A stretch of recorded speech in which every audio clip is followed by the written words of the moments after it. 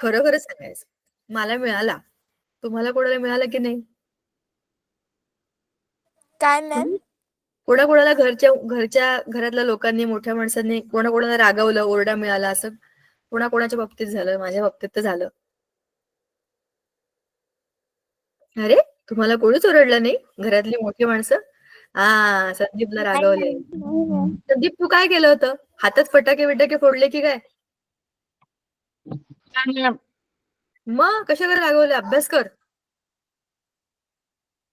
फटाके वाजत होतं म्हणून. तेच तर. मी तेच म्हटलं ना, हातात वगैरे फटाके फोडले असं काहीतरी करतो ना आपण. त्याच्यामुळे रागवतात मोठी माणसं.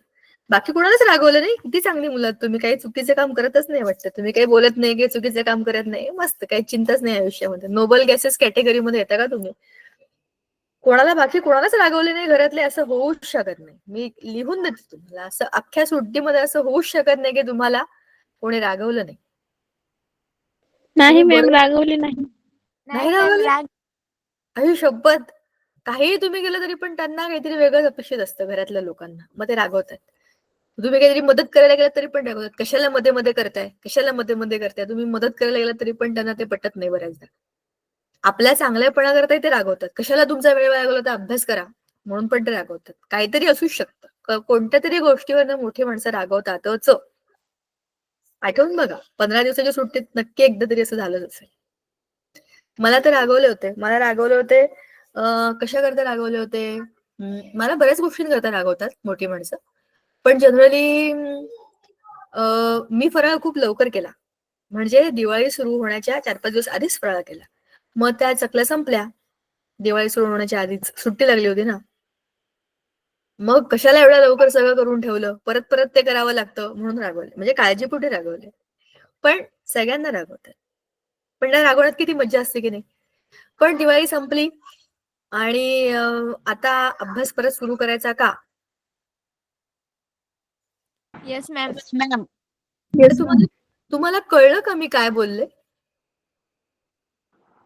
हो मॅम. येस. कळलं ना? Thank God. ठीक आहे चला. मी एक व्हिडिओ दाखवते तुम्हाला. व्हिडिओने सुरुवात करूया. आवाज आला नाही तर सांगायचं. ठीक आहे? कॅमेरा बंद करतेय मी माझा. हो मॅम. Substitution reaction. आवाज आला? हो मॅम. हो मॅम.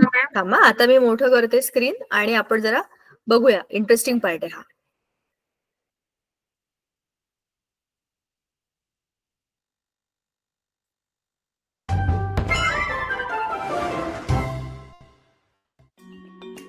नमस्कार मित्रांनो, ह्या व्हिडिओ सत्रामध्ये आपले स्वागत आहे.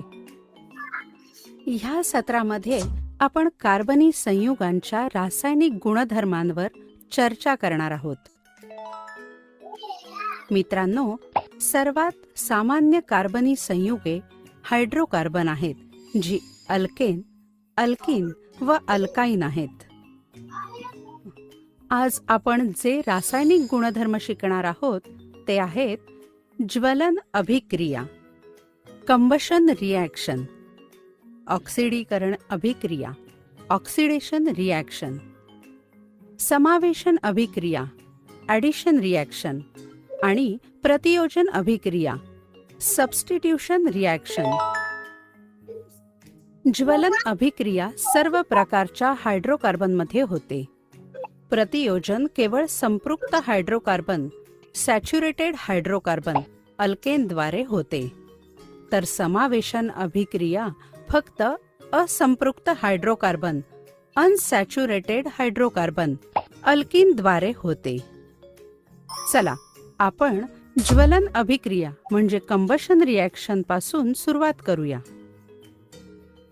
कार्बन त्याच्या सर्व अपरूपांमध्ये ऑक्सिजनमध्ये ज्वलन होऊन उष्णता आणि प्रकाशासह कार्बन डायऑक्साईड देतो. ज्वलनामुळे अनेकदा कार्बनी संयुगे देखील उष्णता आणि प्रकाश भरपूर प्रमाणात मुक्त करतात. ह्या काही ऑक्सिडीकरण अभिक्रिया आहेत, ज्यांचा अभ्यास आपण केलेला आहे. संपृक्त हायड्रोकार्बनमधून सामान्यतः स्वच्छ ज्योत निर्माण होते, परंतु असंपृक्त हायड्रोकार्बनमधून अत्यंत काळाधूर असलेली पिवळ्या रंगाची ज्योत निर्माण होते. संपृक्त असंपृक्त आठवतंय का? सॅच्युरेटेड हायड्रोकार्बन म्हणजे म्हणजे काय? Yes ma'am. काय संपृक्त म्हणजे काय सांगा? एकेरी बंध, ज्याच्यामध्ये दुहेरी आणि तिहेरी बंध नाही आहेत, ते सगळे संपृक्त हायड्रोकार्बन आहेत. आणि जेव्हा अशा रंगाची फ्लेम, आपला गॅस जेव्हा आपण पेटवतो ना घरातला आपला रोजचा LPG, निळ्या रंगाची फ्लेम असते तेव्हा ती बरोबर असते. म्हणजे त्याच्यामध्ये काही कचरा जळलेला नाहीये, त्याच्यामध्ये काही अडकलेलं नाहीये बर्नरमध्ये, तर ती फ्लेम बरोबर निळी असते. आणि त्याच्यामध्ये लवकर अन्न गरम पण होतं, कारण की ती सॅच्युरेटेड आहे, जास्त त्याच्यामध्ये एनर्जी आहे. असंपृक्त मध्ये डबल बॉन्ड आणि ट्रिपल बॉन्ड हे ऑलरेडी असतात, मग जास्त एनर्जी ते बॉन्ड ब्रेक करायलाच लागतात. मग अशा पद्धतीची जी फ्लेम असते ती पिवळ्या रंगाची, थोडी ऑरेंज कलरची अशी असते. या असंपृक्त हायड्रोकार्बनला ज्वलन केल्यानंतर ही फ्लेम आपल्याला मिळते.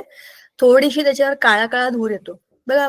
बऱ्याचदा भांड्यांवरती ती कादळी चढते ना, भांड्यांवरती आजूबाजूला जे काळ्या काळ्या रंगाचं कार्बन, आपण म्हणू ना कार्बन आलंय कार्बन आलंय, ते कार्बन कुठून आलंय?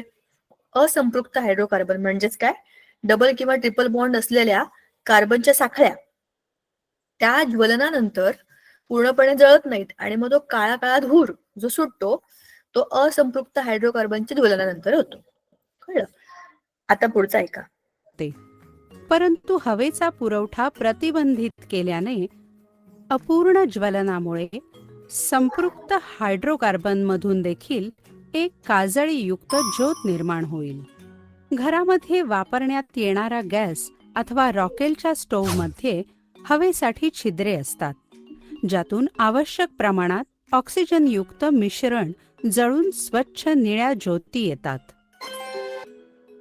जर कधी भांड्याचे तळ काळे होताना दिसत असतील तर याचा अर्थ असेल की हवेचे छिद्र बंद आहे आणि इंधन वाया जात आहे. कोळसा तसेच पेट्रोलियम सारख्या इंधनात काही प्रमाणात नायट्रोजन आणि सल्फर असते. त्यांच्या ज्वलनामुळे सल्फर आणि नायट्रोजनचे ऑक्साईड तयार होतात, जी वातावरणातील प्रमुख प्रदूषके आहेत. आता तर मित्रांनो, आपण थांबा. ज्वलन अभिक्रिया म्हणजे कंबशन रिएक्टेड हायड्रोकार्बन सह कार्बन डायऑक्साईड देतो. केल्याने अपूर्ण ज्वलनामुळे अथवा रॉकेलच्या स्टोव्हमध्ये हवेसाठी छिद्रे असतात, ज्यातून आवश्यक प्रमाणात ऑक्सिजनयुक्त मिश्रण जळून स्वच्छ निळ्या ज्योती येतात. जर कधी भांड्याचे तळ काळे होताना दिसत असतील तर याचा अर्थ असेल की हवेचे छिद्र बंद आहे आणि इंधन वाया जात आहे.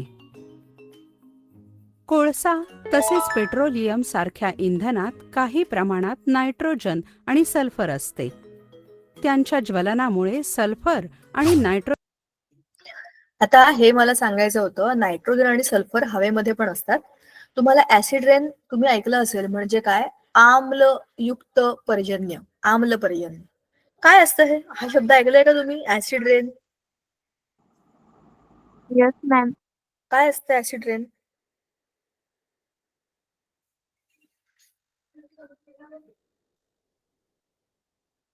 हे काय ऐकलंय ते तरी सांगा. पूर्ण माहित नसेल तरी काय ऐकलंय? ऍसिड रेन हा शब्द कुठे ऐकलाय, कशा संदर्भात ऐकलाय? मला फक्त तुम्ही येस मॅम म्हणताय आणि मलाच प्रश्न टाकता की मॅम आम्ही ऐकलंय, पुढचं तुम्ही तुमचा विचार करा, कुठे ऐकलं असेल, काय ऐकलं असेल, माहित नाही. काय जे काय ऐकलं असेल सांगा ना बिंदास्त. फक्त ऐकलंय, अर्थ माहित नाही, जे काही असू शकतं. मॅम फक्त शब्द ऐकलाय. ओके, हा, असं मला कळलं की मला पुढचं सांगता येईल ना. तुम्हाला किती माहिती आहे हे कळल्यावरच मी पुढचं सांगू शकते. बघा, हवेमध्ये नायट्रोजन आणि सल्फर हे दोनही असतात. जेव्हा आपण बर्निंग करतो, म्हणजे एखाद्या पदार्थाचं जेव्हा आपण बर्निंग करतो, म्हणजे त्याला जाळतो. आता याच्यामध्ये कोळसा आहे. कोळसा म्हणजे कोळसा, आपण बऱ्याच ठिकाणी अजूनही कोळसा वगैरे वापरला जातो. हॉटेलमध्ये तर स्पेशल कोलवाल्या डिशेस असतात, बघितलंय का तुम्ही? तो असा जाळ करतात, लाकडाच्या याच्यावरती ते आणतात, असं काहीतरी प्लॅटर वगैरे असतं, त्याच्यात कोळसा ठेवतात मुद्दाम, त्याचा असा कोळशाचा वेगळाच वास येतो त्या डिशला, आणि मग ते 200 रुपयाची भाजी 400 रुपयाला विकतात. सांगायचा मुद्दा, त्याच्यामध्ये ह्या कोळशाच्या वासाचाच महत्वाचा भाग असतो. पण कोळसा जळणं, पेट्रोलियम इंधन जळणं, त्याच्यामध्ये सल्फर हवेमध्ये आपल्या वाहनांच्या प्रदूषणामधनं जो सल्फर डायऑक्साईड बाहेर पडतात आणि हवेमध्ये असंही सल्फर आहेच. शिवाय हवेमध्ये पण त्यांची रिएक्शन होते ऑक्सिजन बरोबर. तर हे SO2, NO2 हे जे गॅसेस हवेमध्ये असतात, पावसाचं पाणी म्हणजे काय H2O, बरोबर ना? तर पाणी आणि हे गॅसेस म्हणजे NO2, SO2 हे जेव्हा रिॲक्ट करतात हवेतल्या हवेत, म्हणजे आजूबाजूला वातावरणामध्ये, आणि पावसाबरोबर जेव्हा ते खाली पडतात तर नायट्रिक ऍसिड आणि सल्फ्युरिक ऍसिड ह्याचे थेंब तयार होतात. म्हणजे पावसाच्या पाण्याबरोबरच ते ऍसिड त्याच्यामध्ये येतं खाली. आता विचार करा की तुम्ही पहिला पाऊस पडलाय, चला रे आपण जाऊया भिजायला, खूप गरम होत होतं, उन्हाळा काय बेकार होता, असं होतं तसं होतं, लोड शेडिंग झालं, चला पाऊस पडतो, चला आपण जाऊ मस्त भिजायला, असे म्हणून तुम्ही गेलात आणि तुमच्या हातावरती ऍसिड पडल्यावरती कसं जळजळ होईल तशी ते पाण्याचे थेंब पडल्यावर जळजळ व्हायला लागलं. त्याचा अर्थ काय? त्या पाण्याबरोबर काय आलंय? ऍसिड आलंय. आणि ते कुठून आलंय? मी नेहमी म्हणते बरं का, मी सगळ्यांनाच म्हणते, पहिल्या पावसात नाही भिजायचं, चौथ्या 5व्या पावसात जाऊन भिजायचं. पहिल्या, दुसऱ्या, तिसऱ्या पावसात सगळं ऍसिड खाली येतं ना आकाशातलं. म्हणजे हवेमध्ये असलेले सगळे वायू, सगळे प्रदूषित वायू पाण्याबरोबर खाली येतात पहिल्या, दुसऱ्या, तिसऱ्या पावसाबरोबर. मग जेव्हा बऱ्यापैकी हवा स्वच्छ होते तेव्हाच्या पावसामध्ये आपण आंघोळ करायची. पहिल्या पावसात आंघोळ असं म्हणतात घामोळ्या बिमोळ्या घालवतं, पण त्या घामोळ्या मरू दे तिकडे, हातावरती ते डाग पडतील आपल्या, म्हणजे जळजळीचे डाग पडण्यापेक्षा जळजळ होईल, बर्निंग सेन्सेशन होईल. त्याचं काय करणार आपण?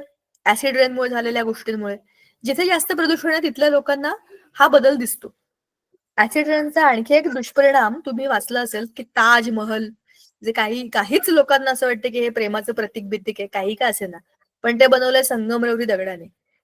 त्या दगडावरती या ऍसिड रेनमुळे, कारण त्याच्या आजूबाजूला आग्र्याला ताजमहल आहे, त्याच्या आजूबाजूला खूप साऱ्या इंडस्ट्रीज आहेत, तर त्या इंडस्ट्रीज मधनं तयार झालेल्या ह्या दूषित हवेमुळे जेव्हा तिथे ऍसिड रेन व्हायला लागलं, त्याचा परिणाम त्या संगमरवरी दगडावर व्हायला लागला.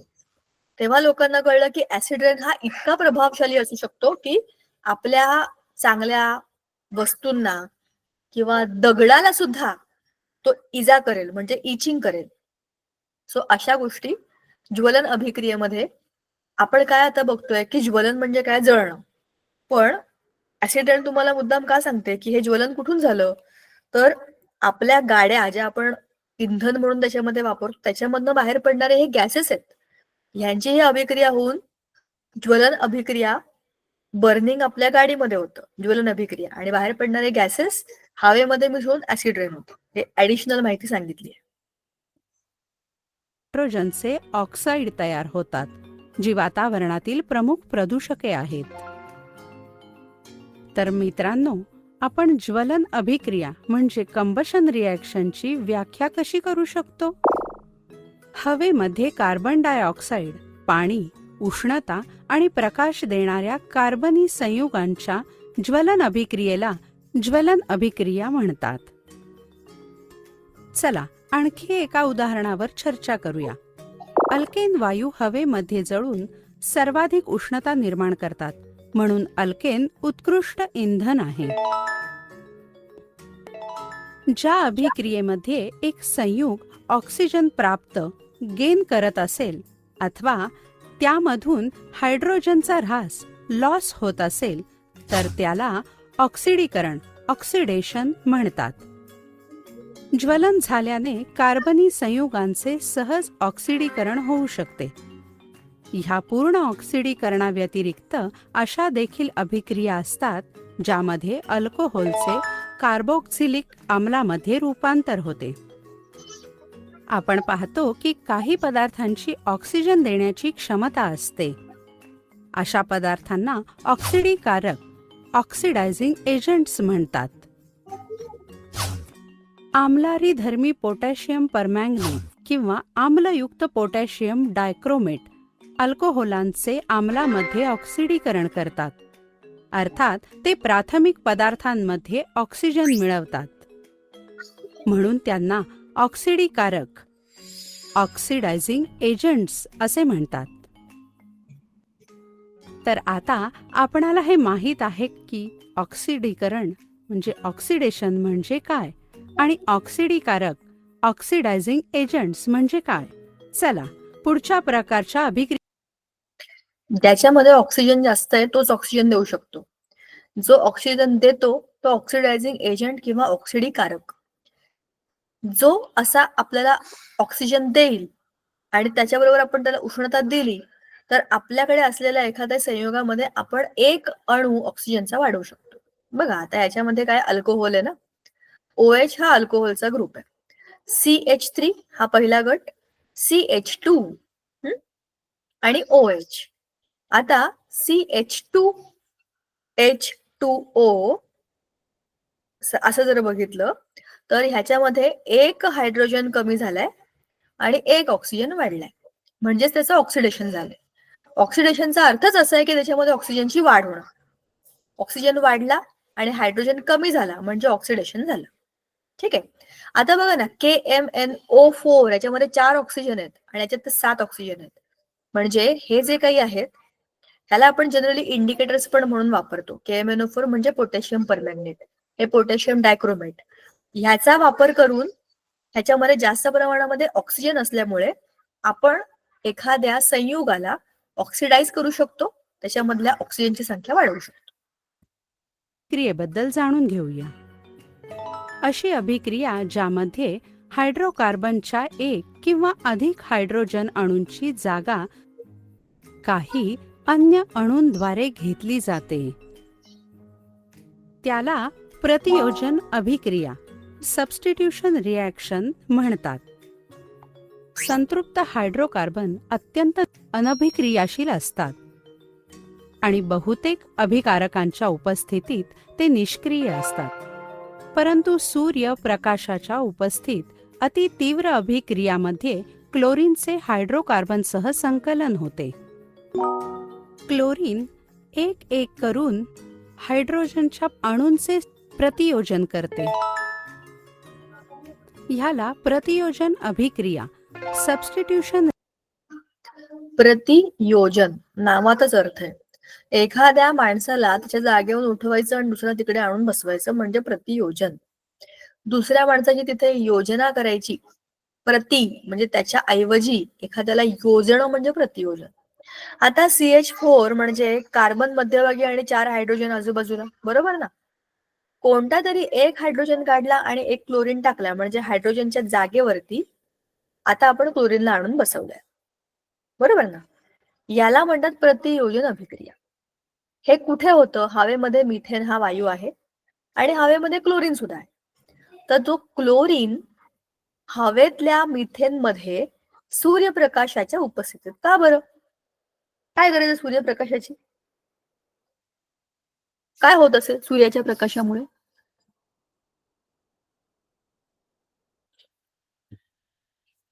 इयत्ता 10वी झोपी गेलेले जागे व्हा. सूर्यप्रकाशामध्ये काय असतं?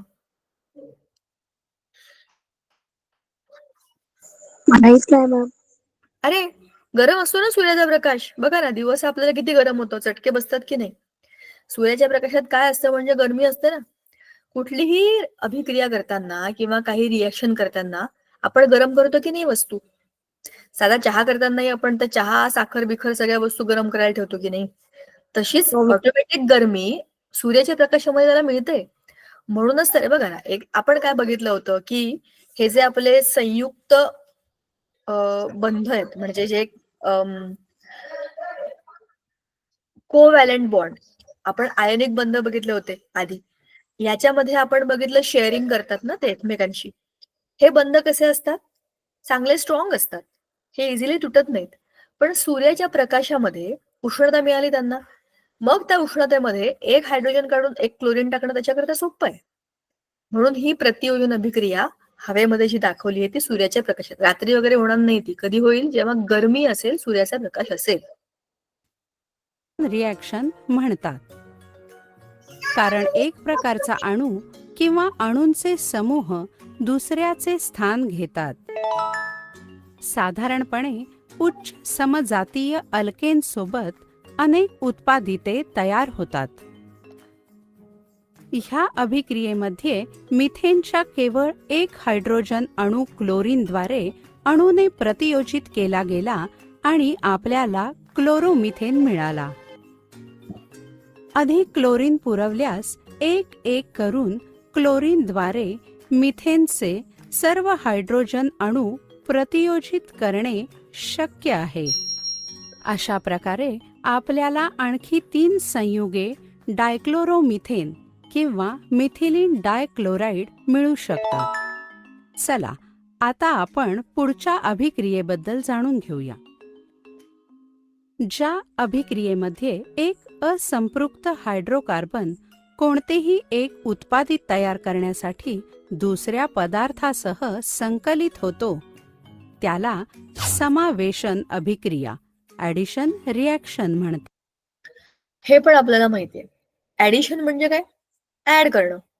समजा तुमच्या वर्गामध्ये 10 विद्यार्थी आहेत आणि आता मध्येच कोणाच्या तरी बाबांची बदली झाली म्हणून ती मुलं आपल्या शाळेमध्ये आली. तर आपल्या वर्गामध्ये आपण त्यांना ऍड करून घेतो ना. आपल्या वर्गातल्या 2 मुलांना दुसऱ्या वर्गात पाठवलं आणि त्यांना इकडे बसवलं, असं करतो का आपण? नाही करत. आपण त्यांना ऍड करतो, आपल्यामध्ये समावेश करून घेतो, त्याचा समावेशन अभिक्रिया. म्हणजे हे कोणाच्या बाबतीत होईल बघा. आपल्या वर्गामध्ये जास्तीत जास्त समजा आपल्या शासनाने आपल्याला अनुमती दिली आहे 10वी ब च्या वर्गामध्ये 50 विद्यार्थीच फक्त तुम्ही ठेवू शकता. आपल्या वर्गामध्ये 48 विद्यार्थी आहेत. 2 मुलांना बसण्याची जागा आहे की नाही? त्यांना आपण आपल्या वर्गामध्ये घेऊ शकतो. पण आपल्या वर्गामध्ये ऑलरेडी 50 विद्यार्थी आहेत, तर मग त्यांना आपण आपल्या शाळेत घेऊ शकतो का? नाही. मग काय सांगतो आपण? ऍडमिशन फुल आहेत. बरोबर की नाही? समावेशन अभिक्रिया कोणामध्ये होते? असंपृक्त हायड्रोकार्बन ज्याच्यामध्ये दुहेरी बंध तिहेरी बंध आहेत, म्हणजेच जागा अवेलेबल आहे कोणाला तरी ऍड करायला, त्याच्यामध्येच समावेशन होईल. ज्याच्यामध्ये ऑलरेडी सगळं भरलेलं आहे ते तुम्ही कोणाला आणून बसवणार आहे? तसं करण्याकरता तुम्हाला त्यांना सबस्टिट्यूट करावं लागेल. ह्याला काढा त्याला टाका. हे कोणाच्या बाबतीत? ज्याच्यात सगळेच भरलेले आहेत पण काही जागा रिकाम्या आहेत, तिथं कोणीतरी येऊन बसू शकतं, मग त्यांना आपण ऍड करून घेतो.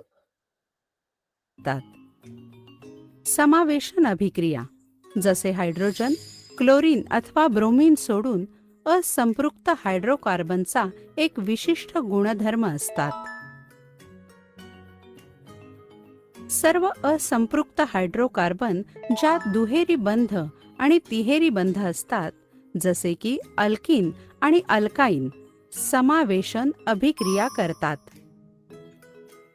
पॅलेडियम किंवा निकेल सारख्या उत्प्रेरकांच्या उपस्थितीत असंपृक्त हायड्रोकार्बन हायड्रोजनशी जोडून संपृक्त हायड्रोकार्बन देतात.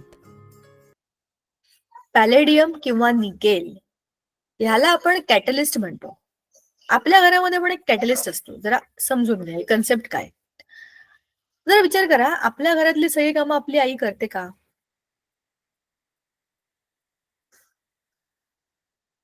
बघा, प्रश्नाचं उत्तर द्या मला. आपल्या घरातली सगळीच कामं आपली आई करते का? नाही. हो हा. मॅम. अरे तसं नाही. बाहेरची कामं, बँकेतली कामं, सगळीच कामं आपली आई करते का?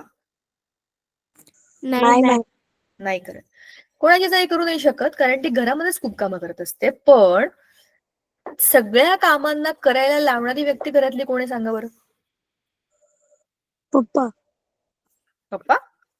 पप्पांना पण कामाला लावणारी व्यक्ती कोण आहे? आई? आजी. आजी. आजी. बरं, ज्यांच्या घरामध्ये आजी आहे त्यांच्या घरामध्ये आजी.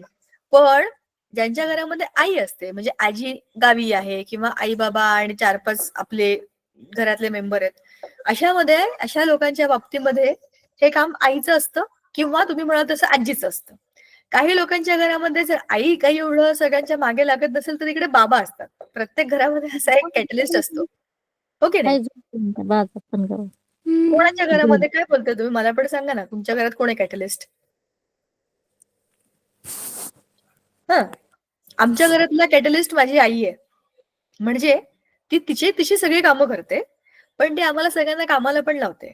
म्हणजे ती नसली ना तर आमची कामं वेळेवर होणार नाहीत किंवा आम्ही कामं विसरून जाऊ किंवा आम्ही फास्ट कामं करणार नाही. पण ती असली ना की तिला घाबरूनही आम्ही कामं करतो.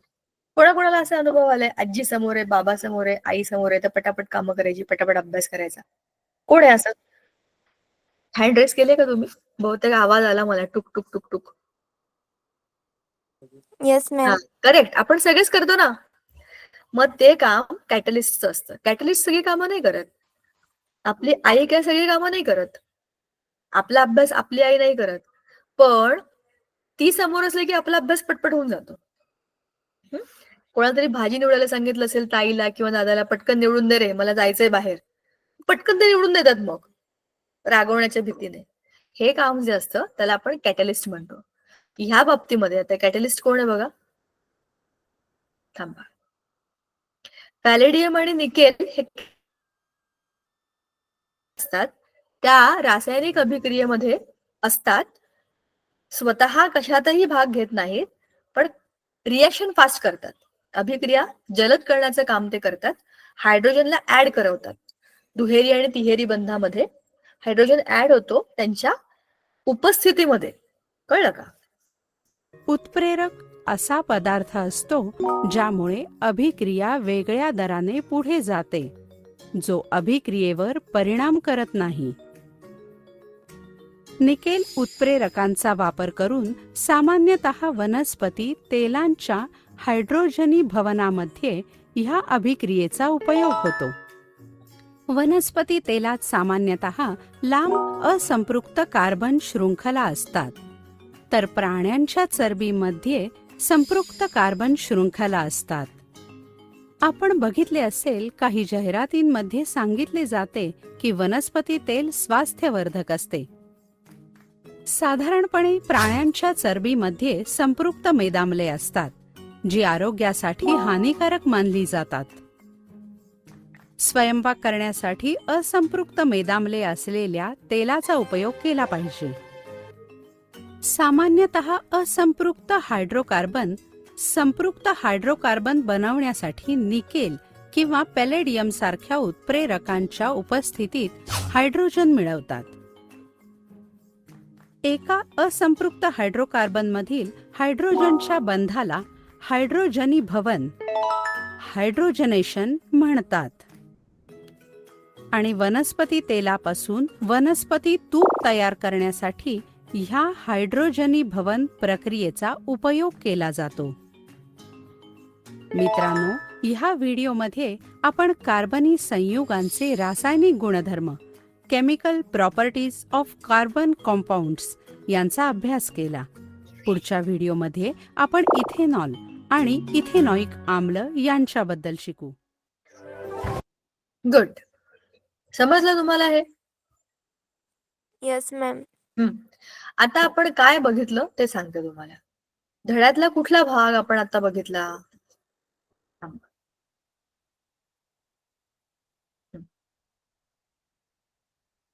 आपल्या धड्यामधल्या रासायनिक अभिक्रिया, कार्बन कंपाऊंडचे प्रॉपर्टीज. हा, प्रतियोजन, सबस्टिट्यूशन बघितलं का तुम्ही? ते आपण आता तेच बोललो की नाही. निकेल, पॅलेडियम, ऍसिडचं समावेशन अभिक्रिया, आठवलं? हे शब्द होते की नाही तिकडे? आपण डिटेलमध्ये बघितलं हे सगळं. ऑक्सिडेशन म्हणजे काय होतं, ऑक्सिडीकरण म्हणजे काय, त्याच्यामध्ये ऑक्सिजन येणं. त्याच्यानंतर आपण हे पण बघितलं की कशा पद्धतीने आपल्या गॅस बर्नर मध्ये निळा रंग किंवा पिवळ्या रंगाची फ्लेम असते. हे सगळं आपलं झालं आत्ताच व्हिडिओमध्ये. बरोबर ना? समजलं ना तुम्हाला बऱ्यापैकी? रेकॉर्डिंग मध्ये सगळ्याच्या सगळा व्हिडिओ ऑलरेडी आलेला आहे. जर काही नाही समजलं असलं, काही कन्फ्युजन असेल, तुम्ही ते पुन्हा बघू शकता. हो की नाही? आता आपण जरा पुढच्या भागाकडे जाऊया. ठीक आहे? ठीक आहे ना? हे पुन्हा वाचायची गरज आहे का? पीपीटी मध्ये बघा. आपण तेच आत्ता बोललोय की कोणत्या कोणत्या प्रकारच्या, मागच्या वेळेला आपण इथपर्यंत आठवतंय ना, IUPAC नॉमेनक्लेचर बघितलं होतं. आपला बाबा कोण आहे, म्हणजे कार्बनची चेन कोणती, मग त्याच्यामध्ये कोणत्या मानाचा गणपती सारखा मानाचा कार्बन, मग तिकडनं इकडून तिकडून दोन्ही बाजूने आपण नंबर देऊन बघितलं होतं. आणि त्याचे काही उदाहरणं धड्याखालची तुम्ही सोडवा, तुम्हाला त्याचं बऱ्यापैकी प्रॅक्टिस होऊन जाईल. पण आज आपण जे बघितलं ते हे आहे, कार्बन संयुगांचे रासायनिक गुणधर्म, ज्वलन, ऑक्सिडेशन, प्रतिस्थापन. आयसोमेरिझम म्हणजे काय?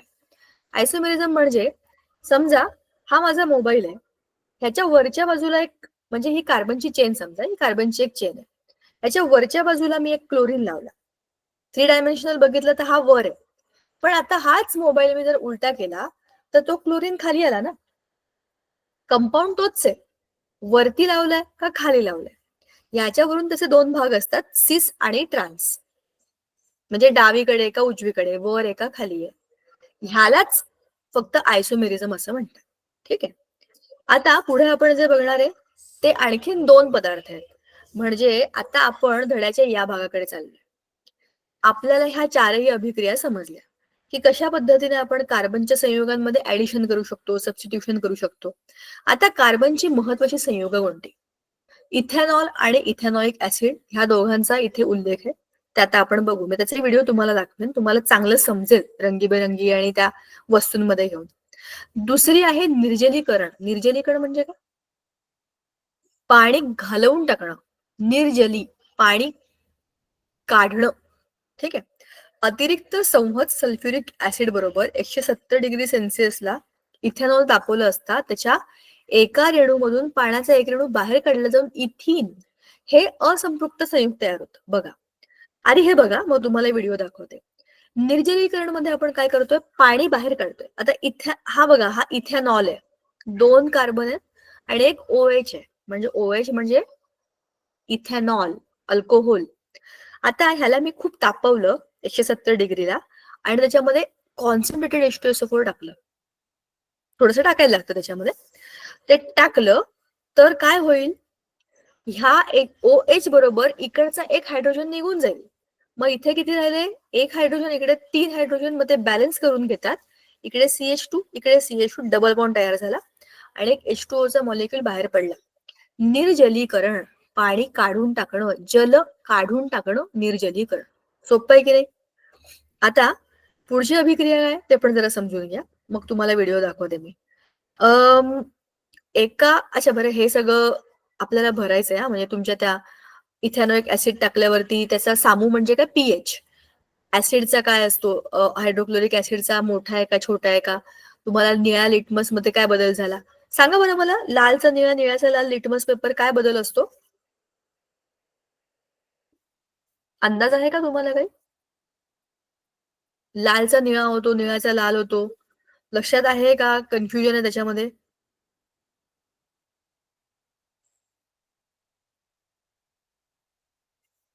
हॅलो, लिटमस टेस्ट ऐकलंय का?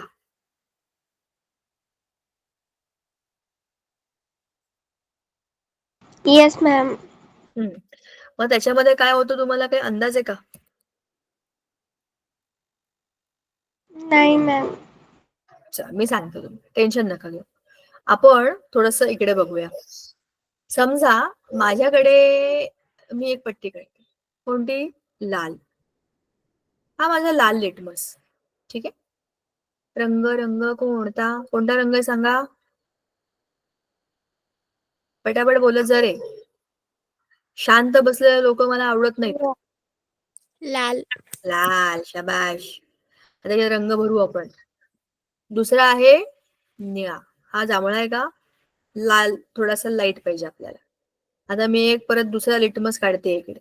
एक लाल आहे आणि एक निळा आहे. आता तुम्ही म्हणाल एवढे डार्क असतात का? नसतात, लाईट कलरचे असतात. ठीक आहे. पण आता आपण आपल्या अभ्यासाकरता म्हणून असे घेतोय. ठीक आहे. 2 लिटमस दिसले आपल्याला.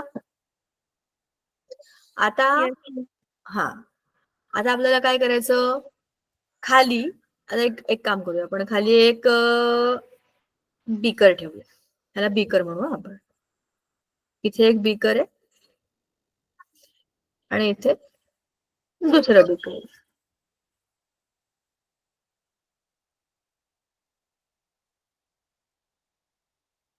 वेट वेट, काळ्या रंगाचे घेऊ.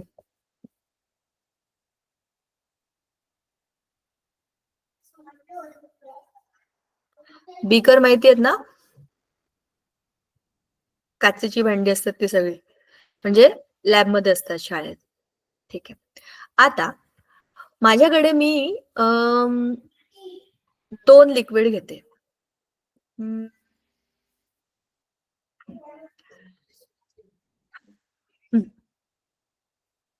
कुठे गेलं इकडे, हे आहे निरमा.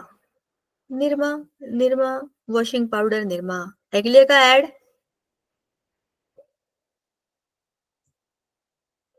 निरमाची ऍड ऐकलीये, घडी डिटर्जंटची ऍड ऐकलीये, कोणती तरी ऍड ऐकलीये का साबणाची, पावडरची?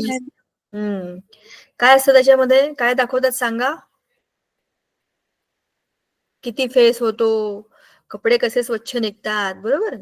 आता याच्यामध्ये मी टाकलंय निरमा. निरमा म्हणजे काय? साबण. ठीक आहे. आणि या बाजूला मी इथे घेतलंय लिंबाचा रस. कसं घेऊया आपण? पिवळा घेऊया. ठीक आहे.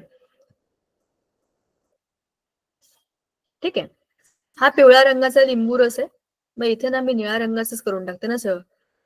कशाला एवढं टेन्शन घ्यायचं? हे निळ्या रंगाचं काय आहे? सगळं पाणी आहे साबणाचं. आता आपल्याकडे काय आहे बघा. हा आहे आपला रेड लिटमस. ब्रशच घेते चांगला. हा आहे रेड लिटमस आणि हा आहे ब्ल्यू लिटमस. दोन प्रकारचे आपण केमिकल घेतलेले आहेत. एक आहे बेस. बेस म्हणजे अल्कली. दुसरा आहे ऍसिड. ऍसिड म्हणजे आम्ल. आम्ल का? लिंबू आहे. लिंबू कसा असतो? आंबट असतो, बरोबर आहे ना? हे आपण घेतले लेमन. लेमनचे ज्यूस, बरोबर. आता याला ऍसिड सोल्युशन मध्ये आपण ब्ल्यू पट्टी टाकली. बेसिक सोल्युशन मध्ये आपण काय टाकली? लाल पट्टी टाकली. आता बदल काय होईल? लक्षात ठेवा. रेड टू ब्ल्यू असं लक्षात ठेवलं तर कधीही चुकणार नाही. B for base. Red to blue झालं म्हणजे काय झाला? Basic solution.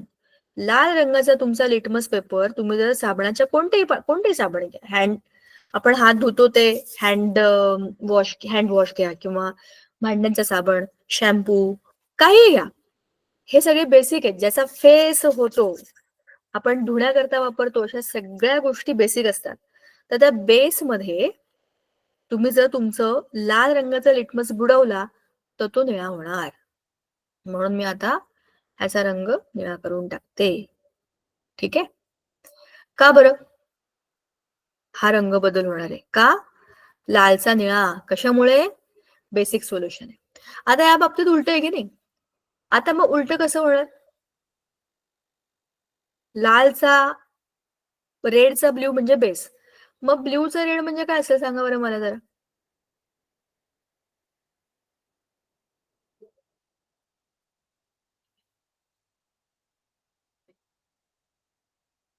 ब्ल्यूचा रेड म्हणजे काय असेल रे वेड्यांनो?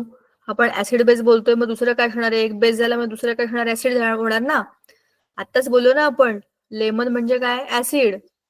का बरं? ते आंबट आहे, त्याच्यामध्ये असतं ना ऍसिड, असतं ना सिट्रिक ऍसिड आंबट पदार्थांमध्ये. तर लेमन मध्ये काय आहे? ऍसिड आहे. मग आता याच्यामध्ये मी ब्ल्यू कलरचा लिटमस बुडवला, त्याचा रंग कसा होईल सांगा? लाल होईल, बरोबर ना? ऍसिड मध्ये ब्ल्यूचा रेड होतो आणि रेडचा ब्ल्यू होतो बेस मध्ये. तुम्हाला जसं लक्षात ठेवायचं तसं लक्षात ठेवा, पण हे असंच होतं. समजलं का? हो का नाही? Yes ma'am. धन्यवाद, कोणाला तरी कळलं. चला आता धड्याकडे जाऊया. आपल्याला अच्छा, हे आपण बघत होतो कशासाठी? ऍसिड बेस काहीतरी संदर्भ आला होता. आम्लधर्मी, आम्लारी धर्मी हे ऍसिड आपल्याला पुढे पण आहेत. ठीक आहे, चला मी तुम्हाला व्हिडिओ दाखवते. तुम्हाला हे कळलं का आपण काय बोलत होतो? आम्ल, आम्लारी, क्षार ह्या सगळीकडे तुम्हाला त्याच्यामध्ये येईल. आणि ऍसिड बेस ह्याची टेस्ट आपण जी करतो लिटमसने, ती माहिती असणं गरजेचं आहे, म्हणून तुम्हाला मी आता ते सांगितलं. आता जरा व्हिडिओ बघा, म्हणजे तुम्हाला समजेल की इथेनॉल आणि इथेनॉइक ऍसिड मध्ये काय महत्वाच्या गोष्टी असतात. मी पुन्हा आता माझा ना कॅमेरा ऑफ करते.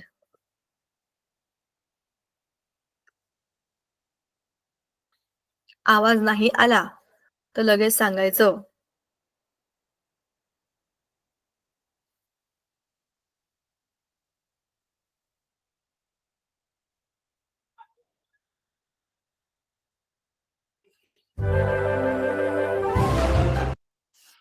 आवाज आला का? Yes ma'am. Yes, ma'am.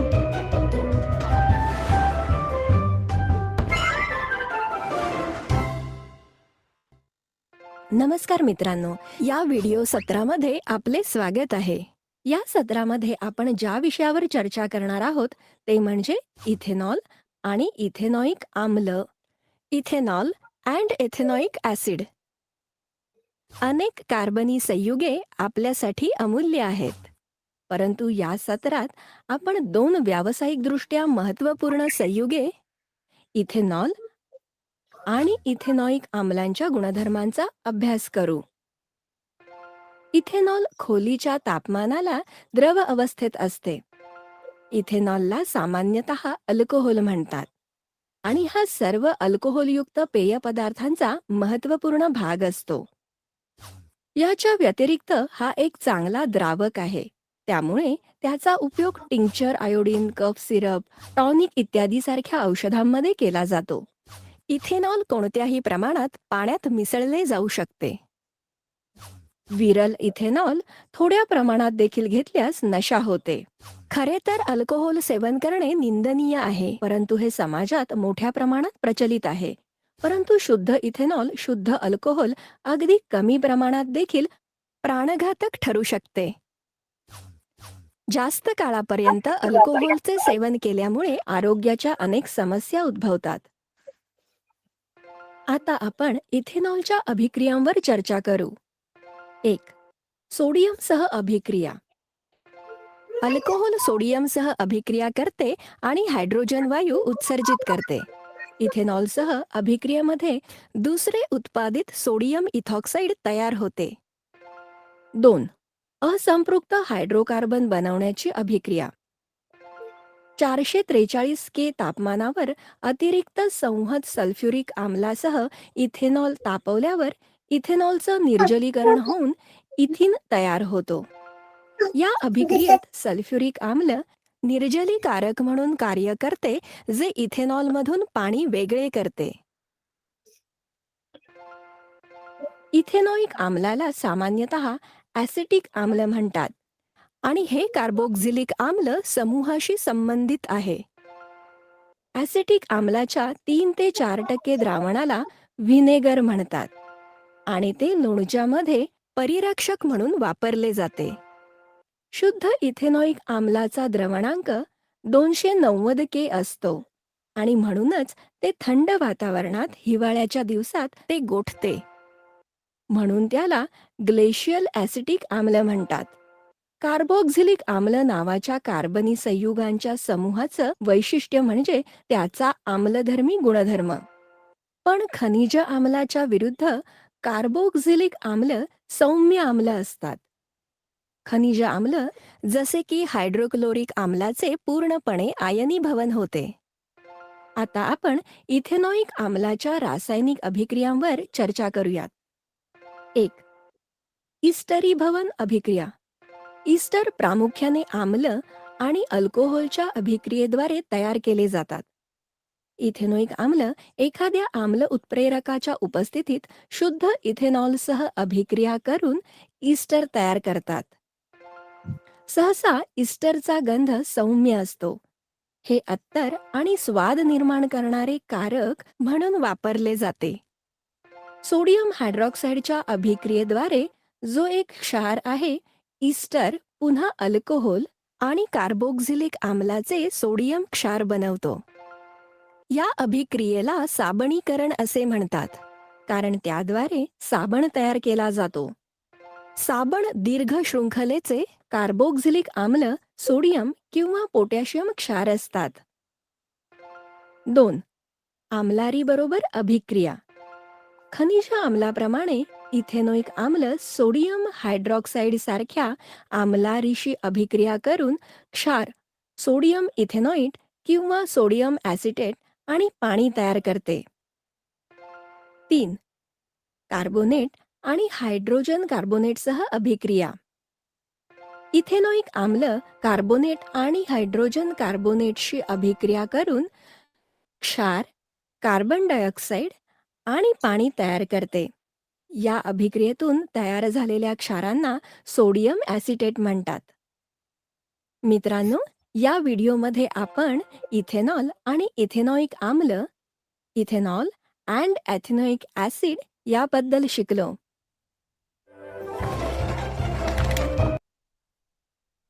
चला, या व्हिडिओमध्ये आपल्या अभ्यासाच्या आपणही बरंच काही शिकलो, बरोबर की नाही?